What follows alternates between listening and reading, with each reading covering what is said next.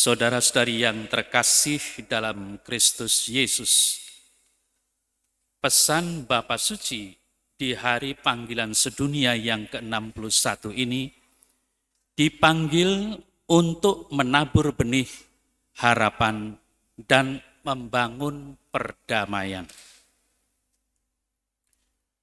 Ada sesuatu yang khusus dan istimewa pada tahun ini,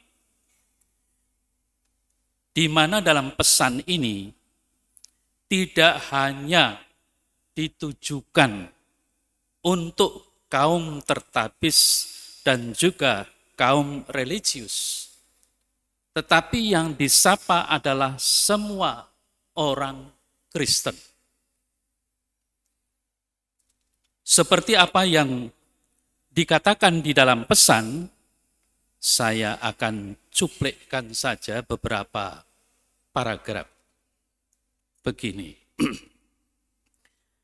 Perpaduan karisma dan panggilan yang diterima dan menyertai komunitas Kristen, berarti kita semua, membantu kita sepenuhnya untuk memahami identitas kita sebagai murid-murid Kristus, sebagai umat Allah yang menyusuri jalan-jalan dunia, dijiwai oleh Roh Kudus dan dimasukkan ke dalam tubuh Kristus seperti batu yang hidup. Kita adalah warga keluarga Allah, putra-putri Bapa, dan kita saling bersaudara. Kita bukan gugusan yang tertutup dalam diri kita sendiri, melainkan bagian utuh dari keseluruhan keluarga Allah. Oleh karena itu, hari doa panggilan sedunia ini menyandang ciri sinodalitas. Ada banyak karisma, dan kita dipanggil untuk saling mendengarkan dan berjalan bersama untuk menemukan dan membedakan gerak roh yang memanggil kita untuk mewujudkan kebaikan bersama. Jadi dari paragraf ini jelas yang disapa adalah kita semua sebagai keluarga Allah. Kemudian mengapa kita semua kok tidak kelompok khusus? Karena disebutkan tadi, dikatakan hari panggilan dunia sedunia ini menyandang ciri sinodalitas, jalan bersama. Nah, istilah jalan bersama kemudian kita kenal, yakni dengan istilah berziarah. Berziarah itu tidak sendiri-sendiri, tetapi di dalam kebersamaan. Nah, di dalam kebersamaan itulah maka di hari panggilan ini, khususnya panggilan kita sebagai orang-orang Kristiani disapa oleh Bapa Suci. Nah, untuk apa? Kalau dikatakan di dalam temanya, dipanggil untuk menabur benih harapan dan membangun perdamaian, jelas. Menabur benih harapan dan membangun perdamaian itu bukan sendiri-sendiri, tetapi secara bersama-sama. Mengapa? Kita semua mempunyai karisma. Karisma yang berasal dari Allah. Dan kita tahu yang namanya karisma itu tidak hanya ditujukan untuk diri pribadi, tetapi di dalam kebersamaan untuk membangun gereja dan dunia. Itulah maksudnya karisma. Maka kalau disebutkan kita dengan perpaduan karisma dan panggilan, jelas sekali tekanan bahwa kita di dalam perziarahan ini harus saling bahu-membahu, bekerja sama untuk apa? Membangun perdamaian. Mengapa tekanan pada membangun perdamaian? Dikatakan demikian, makna ziarah Kristiani adalah menemukan kasih Allah dan jati diri kita melalui perjalanan batin yang dipupuk oleh relasi-relasi dengan yang lain. Kita adalah peziarah karena dipanggil untuk mengasihi Tuhan dan saling mengasihi.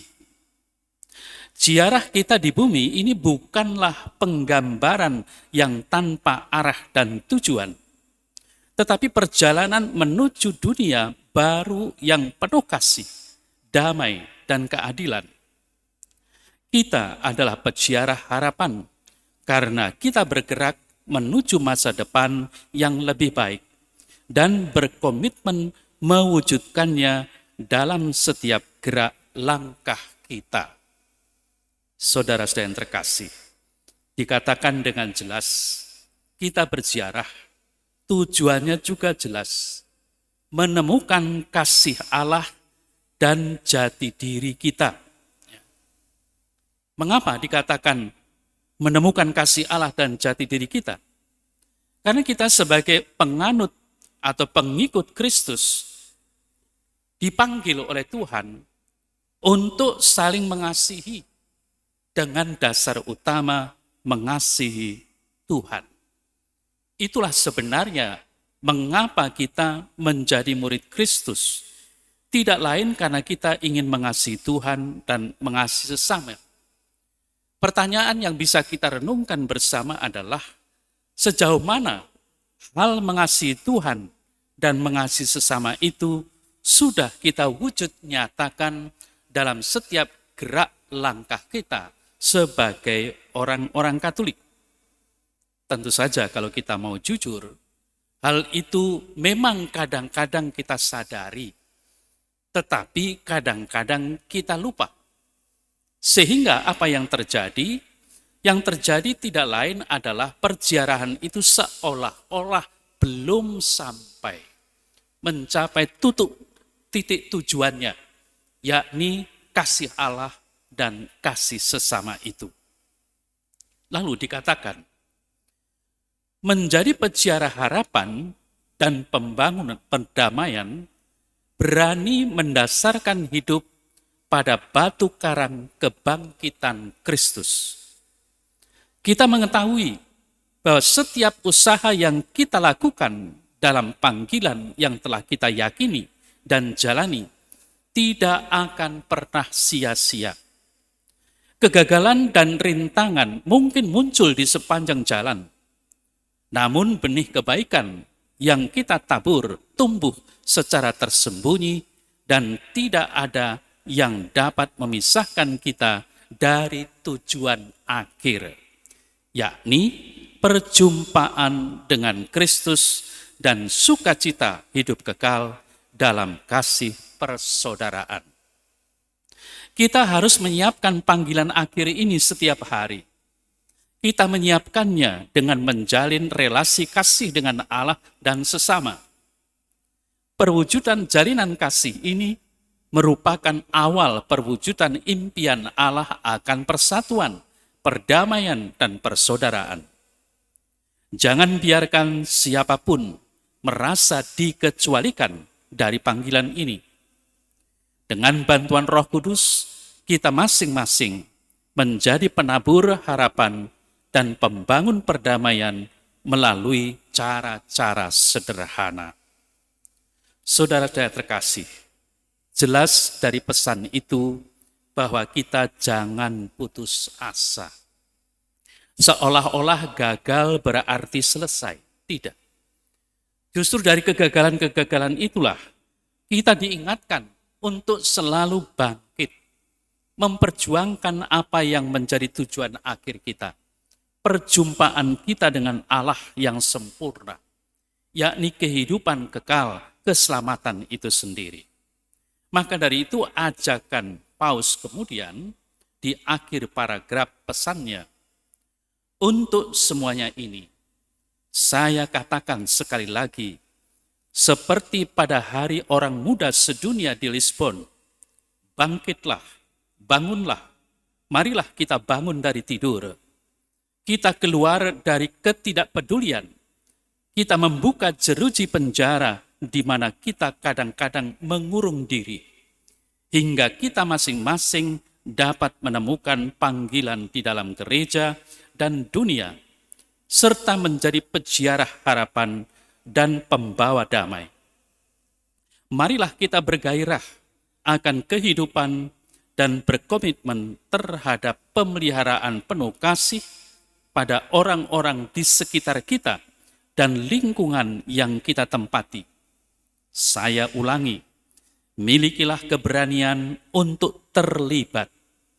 Pastor Oraste Benzi, seorang rasul amal kasih yang tak kenal lelah, yang selalu berada di pihak yang paling kecil dan tak berdaya, sering mengatakan bahwa tidak ada yang begitu miskin sehingga tidak memiliki sesuatu untuk diberikan, dan tidak ada yang begitu kaya sehingga tidak membutuhkan sesuatu untuk diterima. Akhirnya, marilah kita bangkit dan bergerak melangkah sebagai peziarah harapan.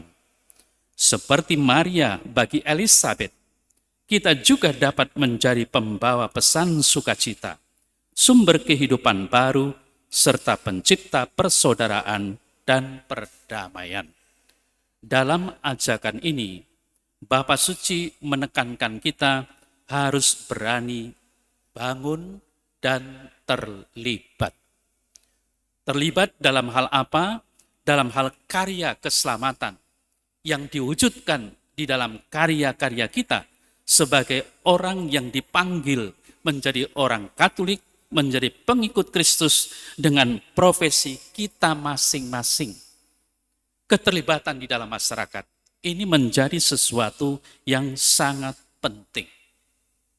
Dalam hal ini, kalau masih ingat, 25 tahun atau mungkin 30 tahun yang lalu, Monsinyur Henry menelurkan buah-buah perpas gelar kedua khususnya, yang menyatakan hendaknya kita mempunyai paradigma baru.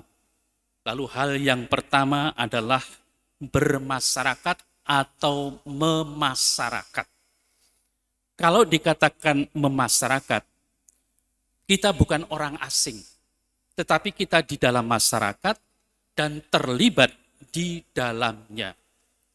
Kalau bermasyarakat, seolah-olah kita orang asing, lalu kita tinggal di situ, lalu kita terlibat. Tidak. Jadi yang dimaksudkan adalah memasyarakat. Kemudian juga ditekankan di dalam buah-buah perpas gelar itu, bagaimana kita orang-orang yang memasyarakat itu harus berani terbuka. Lalu Monsinyur juga mengutip dari Lumen Gentium yang mengatakan kita ini berziarah.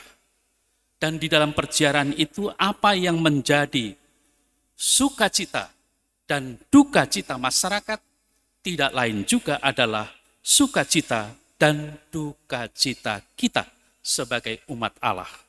Maka pentinglah yang namanya persaudaraan sejati. Itu yang diungkapkan 30 tahun yang lalu. Nah, apa yang dipesankan oleh Bapak Suci kiranya kurang lebih sama. Kita harus berani sekarang ini. Di zaman yang sangat menantang, banyak hal yang membuat kita mungkin frustrasi. Tetapi kita tidak berarti bahwa terlepas dari masyarakat.